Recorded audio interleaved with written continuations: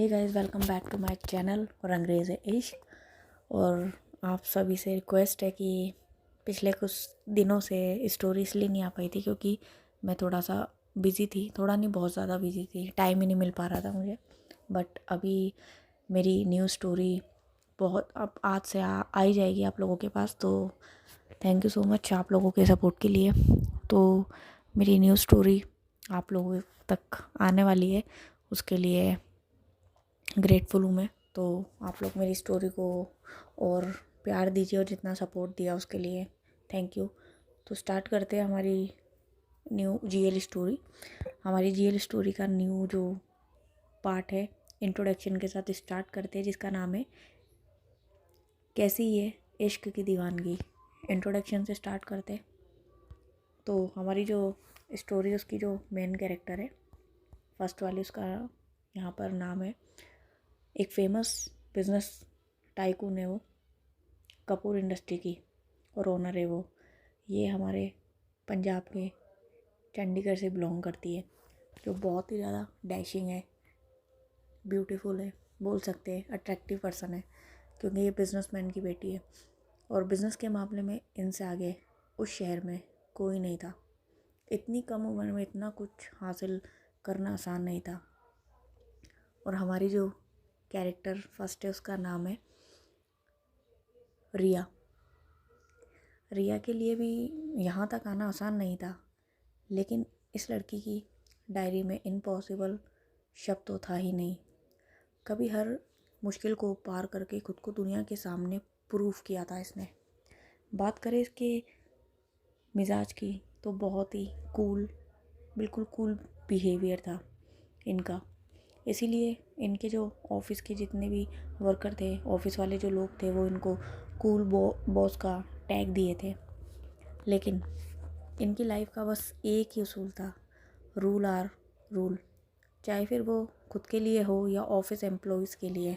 और शायद कुछ लोग इसीलिए उसे खड़ूस भी कहते थे, क्योंकि वो काम में लापरवाही बर्दाश्त नहीं करती थी, फिर भी वो चाहे किसी से भी हो, और इसीलिए वो आज इस मुकाम तक पहुंच पाई थी। अब यहाँ पर हमारी जो कहानी की जो सेकंड लीड कैरेक्टर है उसका नाम है, यहाँ पर उसका नाम बता देते हैं। उस लड़की का जो सेकंड कैरेक्टर है उसका नाम है अर्चना। अर्चना अग्निहोत्री। अपने आसपास के लोगों के नाक में दम रखती थी ये लड़की, पूरी नाक में दम करके रखती थी, ऑफ कोर्स अपनी गुंडागर्दी के लिए। ये पेशे से डोन नहीं है, लेकिन इसकी हरकतों ने इन्हें ज़रूर इस रास्ते पर लाकर खड़ा कर दिया था। सबसे बड़ा कारण था इनका गुस्सा। जब ये गुस्से में आती है तो इनका पूरा मोहल्ला इनसे डर कर बाहर ही नहीं आता भाई, इतना खौफ था इसका। इनकी ख्वाहिश तो थी राजनेता बनने की, लेकिन हरकतें तो गुंडों वाली थी।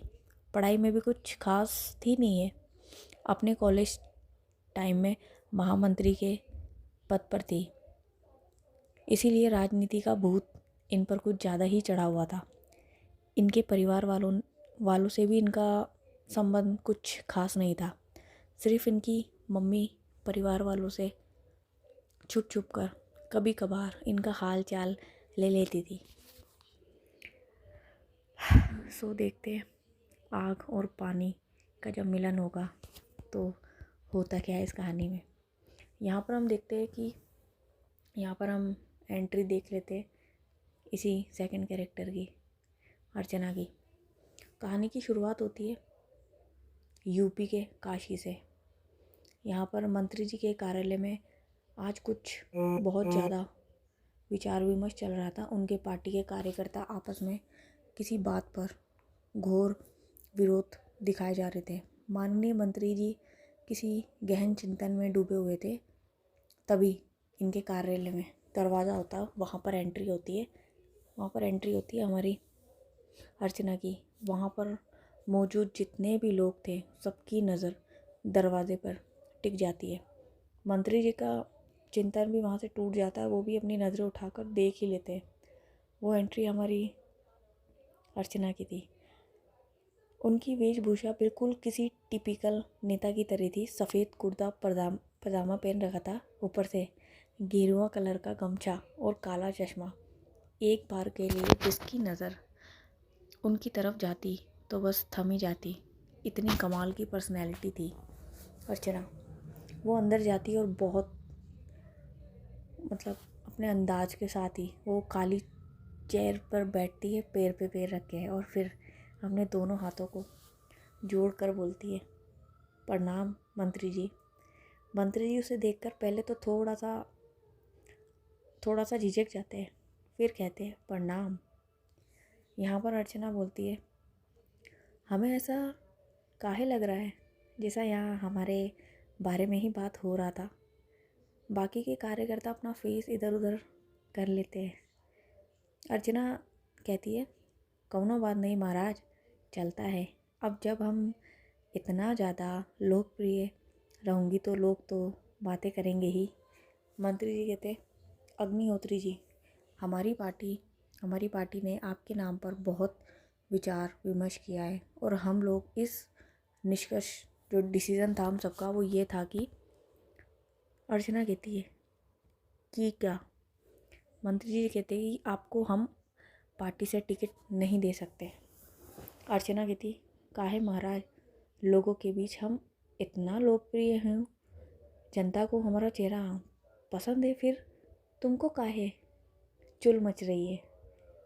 वहाँ पर वो मंत्री जी कहती है, देखिए आप अपनी हद भूल रही है। आप भूलिए मत कि आप एक मंत्री से बात कर रही है। और रही बात आपको टिकट नहीं देने की, तो आपने जो 1 महीने पहले कांड किया था उसके बाद आपको लगता है कि पार्टी आपको टिकट देगी? अर्चना कहती है, पहली बात, हमको अपनी हद बहुत अच्छे से पता है कि तुम्हारे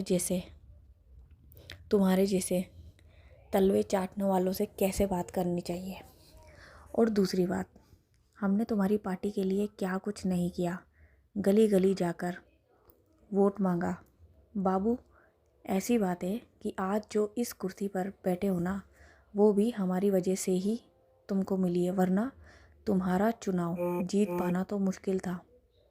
मंत्री जी कहते हैं, तो तुम कहना चाह रही हो तुम्हारी वजह से जीत पाया हूँ चुनाव? अर्चना कहती है, बिल्कुल। अगर हम आज विपक्षी पार्टी में चली जाऊँ तो तुम भी देखना कैसे जीत पाते हो इस बार। मंत्री जी को अर्चना की ये बात सुनकर पसीना आने लगते हैं। वो खुद को नॉर्मल करते हुए कहते हैं, तुमको भी पता है हमारी पार्टी तुमको टिकट देने के लिए कभी नहीं मानेगी। मैं भी मजबूर हूँ यहाँ पर। अर्चना कहती, ऐसा है मंत्री जी कि वो जो 1 महीने पहले हुआ था वो हमारी सच्चाई थी। अगर हमने जनता के सामने रखा तो क्या गलत किया? क्या जनता को हक नहीं है अपने नेता के बारे में जानने का? मंत्री जी कहते, अग्निहोत्री जी, ये चीज़ें नॉर्मल नहीं है, और हमारी पार्टी तो हमेशा से इसके विरोध में रही है। अब अगर पार्टी का कार्यकर्ता ही ऐसा निकलेगा तो फिर कैसे चलेगा? अर्चना कहती है, बस महाराज, मैं समझ गई हूँ, आप सफाई मत दीजिए। अब ये बताइए कि मैं खाली बैठी करूँ क्या? मंत्री जी रूम में बैठे बाकी के कार्यकर्ताओं को वहाँ से जाने के लिए बोल देते हैं। सब वहाँ से चले जाते हैं। वो रिमोट से रूम का दरवाज़ा लॉक कर देते और गलत नाम निकल गया, और अर्चना के पास जाते हैं। अर्चना तुरंत ही मंत्री जी का कॉलर पकड़ लेती है और गुस्से से कहती है, क्या है बे, ये क्या बदतमीजी फैला रखा है तूने? जिस दिन मेरा सटक गया ना, उस दिन तेरा और तेरी पार्टी का सारा काला चिट्टा मीडिया के सामने रख दूंगी, फिर यहाँ के घाटों पर बैठकर भीख मांगना।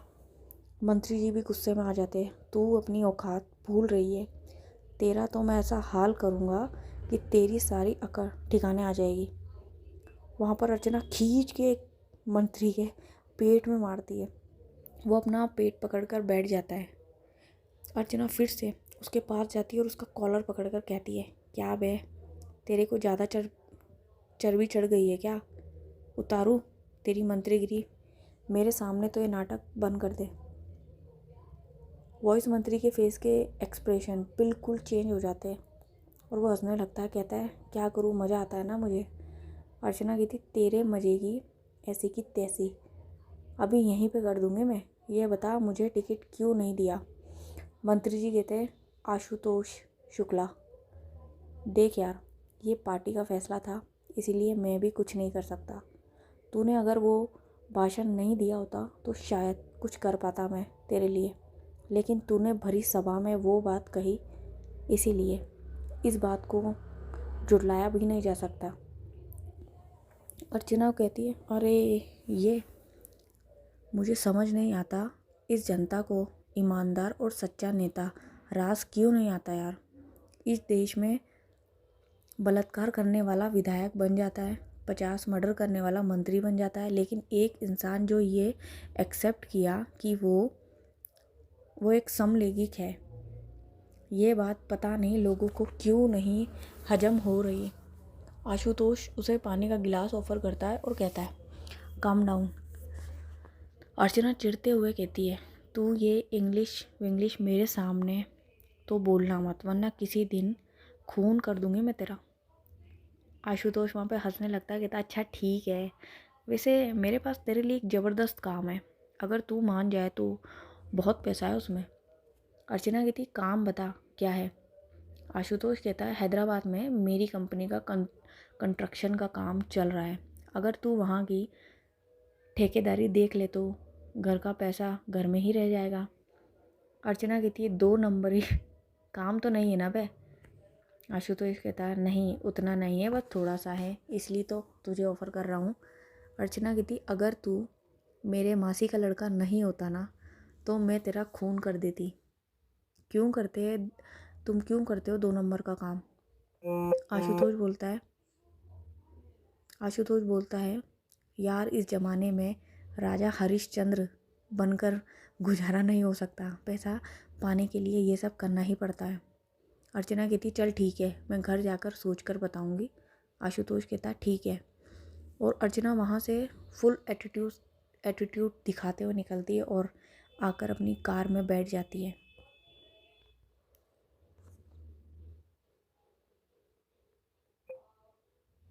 अब यहाँ पर हमारी जो सेकंड लीड एक्टर है उसके बारे में बता देते हैं। हैदराबाद की top industry Kapoor group of industry की ऑनर मिस रिया कपूर को टाइम्स ऑफ बिजनेस अवार्ड के लिए नॉमिनेट किया गया था।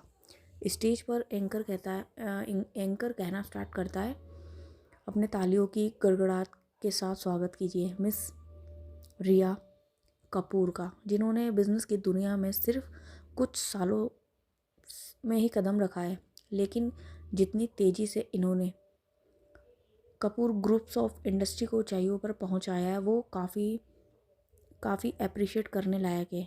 लोग क्या कहेंगे, समाज क्या कहेगा, इन सब सवालों को पीछे छोड़ते हुए अपनी पूरी लगन और मेहनत से इस मुकाम को हासिल किया है। आखिर समय भी कब तक साथ नहीं देता।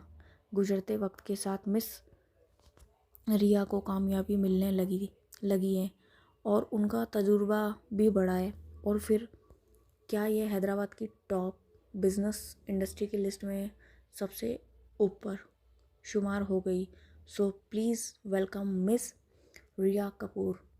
सबकी नज़र स्टेज की सीढ़ियों की तरफ जाती है जहाँ से रिया अपने बहुत खूबसूरत अंदाज के साथ स्टेज पर जाती है। वहाँ पर वो अवार्ड लेती है। एंकर कहती है मिस एक्सक्यूज़ मी मिस, तो आप अपनी इन उपलब्धियों का श्रेय किसको देना चाहते हैं। वहाँ पर रिया माइक लेती है और कहना स्टार्ट करती है यू नो व्हाट गाइस, हर लड़की के सपनों को पूरा करने के पीछे उसके डैड का हाथ होता है। मेरी भी कुछ ऐसी ही कहानी है। मैं जब भी किसी डीलर्स मीट या कॉन्फ्रेंस में जाती हूँ तो पुरुषों की भीड़ में मैं अकेली महिला होती हूँ। शुरू में मुझे ये करने में काफ़ी हिचकिचाहट होती थी और घबराहट भी, लेकिन अपने बिज़नेस को आगे बढ़ाने के लिए इसमें शामिल होना ज़रूरी था। आसपास के लोगों को भी काफ़ी हैरानी होती थी। सबको यही लगता था कि आखिर इस बिज़नेस में मैं क्या कर रही हूँ, लेकिन मेरे पापा ने मेरा साथ कभी नहीं छोड़ा। हर मुश्किल में वो मेरे साथ खड़े थे। वो कहते थे ना, लोगों का क्या है, आज कहेंगे कल चुप हो जाएंगे, कौन क्या सोचता है और कौन क्या कहता है इस पर ध्यान मत दो, अपने गोल पर फोकस करो। सो इस अवार्ड के सही हकदार मेरे डैड हैं। चारों ओर क्लैपिंग होने लगती है और आवाज़ गूंजने लगती है, लेकिन उस बीच एक इंसान ऐसा भी था जिसे रिया का ये स्पीच बिल्कुल रास नहीं आया होता है। वो थी रिया की mother, miss Avantika Kapoor. Business की दुनिया में इनका भी काफ़ी बोलबाला था। वो वहाँ से उठकर चली जाती है।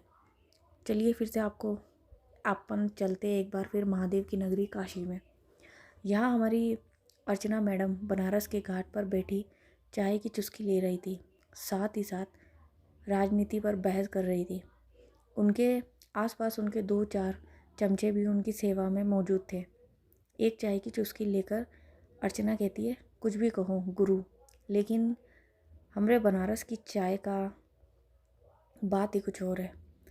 मतलब तन बदन एकदम चौचक हो जाता है पीने के बाद। एकदम सही कहता है गुरु। वैसे हम सुने हैं आप मंत्री जी के पास काहे टिकट लेने के सिलसिले में बात करी थी, क्या हुआ? वो मान गए आपको टिकट देने के लिए? उसका एक चमचा उसके कान के पास आकर धीरे से कहता है। अर्चना कहती है, नहीं माना। ऊ भी का करे बेचारा, उसके हाथ में भी कछु नहीं है। उसके पार्टी वाले ही नहीं मान रहे टिकट देने को। वो लोग कह रहे हैं हम बहुत विवादित चेहरा हूँ, उनकी पार्टी की छवि बस्ट हो जाएगी। आप कहो तो मैं दूसरी पार्टी में बात करूँ? ये चुटकियों में टिकट मिल जाएगा, बस आप आदेश करो। वो फिर से कहता है यही बात। अर्चना तुरंत अपना चाय वाला कुल्हड़ फेंक कर उसका कॉलर पकड़ लेती है और गरजते हुए कहती है, कहा बे, एकदम टोपा हो का?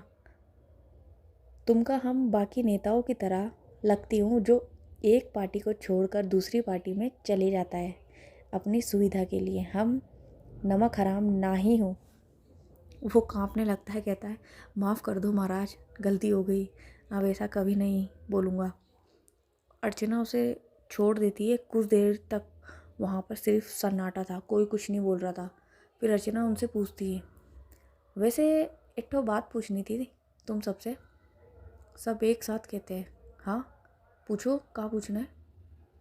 अर्चना कहती, वो मंत्री कह रहा था कि हैदराबाद में उसकी कोई बिल्डिंग बन रही है, तो वो हमका ऊ का ठेकेदारी देना चाहता है, का करूँ? ले लूँ? उसका एक चमचा उछलते हुए कहता है, अरे महाराज, इससे अच्छा तो कुछ हो ही नहीं सकता, मोटी रकम आवेगी, हाँ कर दो। अर्चना, उसके लिए हमें वहाँ जाना होगा। हम तो चलेंगे, हम सब। बोलो कब चलना है? हम तो उसके भक्त हैं, जहाँ आप वहाँ हम। उसका एक चमचा ये बोलता है। अर्चना कहती, ठीक है, अपना बोरिया बिस्तर बांध लो, कल ही निकलते हैं फिर। उसके सारे चमचे बहुत खुश हो जाते हैं। अर्चना फिर से कहती है, वैसे हमारा बाबा कहाँ है?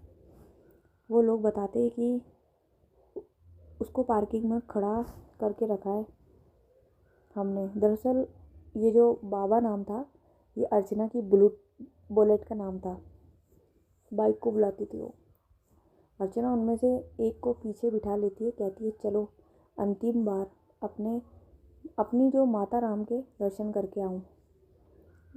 वो बेचारा वहाँ पर उसके साथ बैठता है, कहता है, मैं अपनी बाइक से आ जाऊँगा भाई, प्लीज़ हमको आपकी बाइक से नहीं जाना। अर्चना कहती, चुपचाप आकर बैठ जाओ, वरना तुम्हारा वो लाल किला बनाएंगे ना कि ज़िंदगी भर किसी बाइक पर बैठने लायक नहीं बचोगे बाबू। वो बेचारा डरते हुए उसकी बाइक पर बैठ जाता है। अर्चना हवा से बातें करते हुए कुछ ही समय में अपनी मंजिल पर पहुंच जाती है। वो बेचारा जो उसके पीछे बैठा हुआ था, वो अभी तक वैसे ही बाइक पर बैठा हुआ था, इतना डर गया था। अर्चना कहती, अबे टोपा हो क्या? आदमी नीचे उतरना है या एक कंटाप लगाया कान के नीचे? वो बेचारा कांपते हुए नीचे उतर जाता है।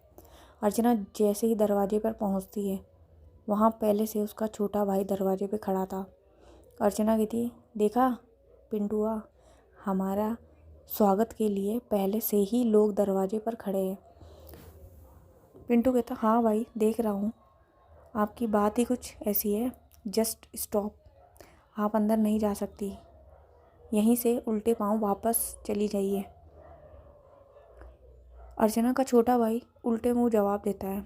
अर्चना कहती है, देख रहे हो हमारा बाबू इंग्लिश में कितना गिचपिच कर रहा है। वैसे बाबू, हम काहे अंदर नहीं जा सकते, ई घर बस तुम्हारे बाप का है का? उसका भाई कहता है, जब था तब था, अब पापा ने आपसे सारे रिश्ते ख़त्म कर लिए हैं, इसलिए आप अंदर नहीं जा सकती। अर्चना कहती है, देखो बाबू, ऐसा है कि हम कहीं और तुड़ाई का प्रोग्राम बनाए बैठे, इसीलिए तुम जैसे चूरनों की तुड़ाई करने में ना हमको अपना टाइम वेस्ट नहीं करना है, इसलिए चुपचाप हमारे रास्ते से हटो। तब तक घर के अंदर से आवाज़ आती है, बस तुमको तो लोगों को तोड़ना ही आता है। हमारी बुद्धि भ्रष्ट हो गई थी जो तुमको पढ़ाने के लिए कॉलेज भेज दिया, आज उसी का फल भुगत रहे हैं। अब इससे पहले कि हमारा दिमाग घूम जाए, निकल जाओ यहाँ से। अर्चना ये आवाज़ सुनकर थोड़ा सा भावुक हो जाती है, फिर भी अपने इमोशन को कंट्रोल करते हुए कहती है, बाबूजी एक बार बस हमारी अम्मा से हमको मिलने दो, बस उसके बाद मैं यहाँ से चली जाऊँगी। सो गाइस, आज की कहानी को मैं यहीं पे ख़त्म करती हूँ। मिलते हैं नेक्स्ट पार्ट में, और कमेंट करके बताना कि नई स्टोरी कैसी है और फर्स्ट कैरेक्टर और सेकंड कैरेक्टर कैसे लग रहे हैं आपको। मिलते हैं नेक्स्ट पार्ट में। Tata bye bye, take care.